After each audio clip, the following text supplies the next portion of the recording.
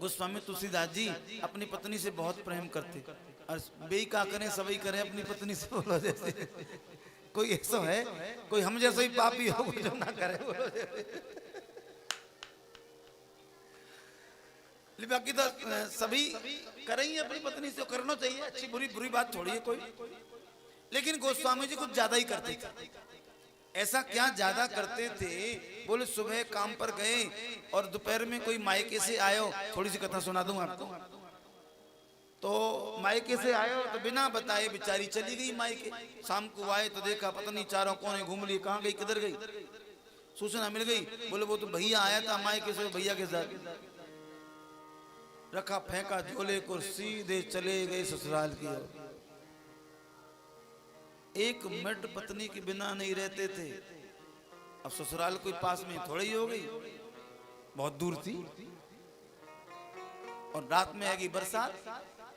बरसात अब ससुराल के पल्ली पार जो इधर को पड़ती थी वो बीच में नदी अब पानी का नदी बलाबालाबा बिल्कुल खाली नहीं क्या किया जाए नाव कोई है नहीं रात का समय मुर्दा बहता आ रहा था इतने अंधे हो गए पत्नी के प्रेम में महाराज मुर्दे कोई नाम समझ के पल्ली पर उतर गए देखो अंधा पन ये है पत्नी का प्रेम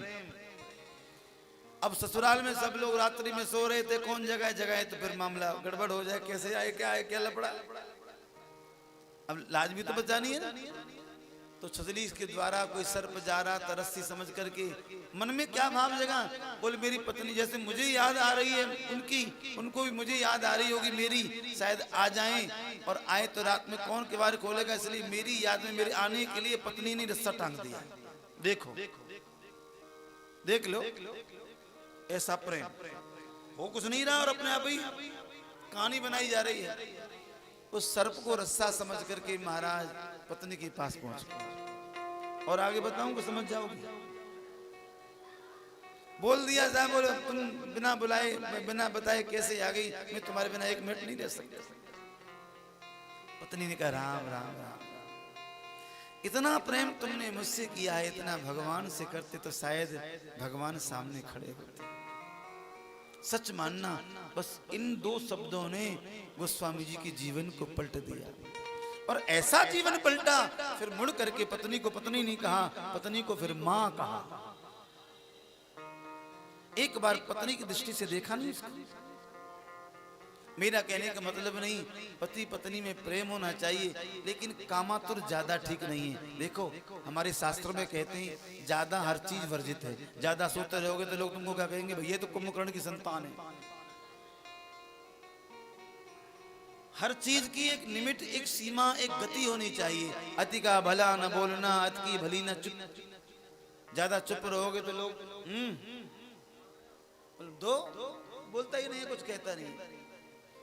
और बोलने लग जाओगे तो फिर लोग भैया वो बचाओ भगवान ऐसा चालू होता है कि फिर माथा खा जाता है किनारे हो जाने दो अति का भला ना बोलना अति की भली ना चुप ज्यादा बोलोगे तो भी लोग किनारा करेंगे और कम बोलना चालू करोगे फिर भी लोग कहेंगे बोल बोलता क्यों नहीं है तो ज्यादा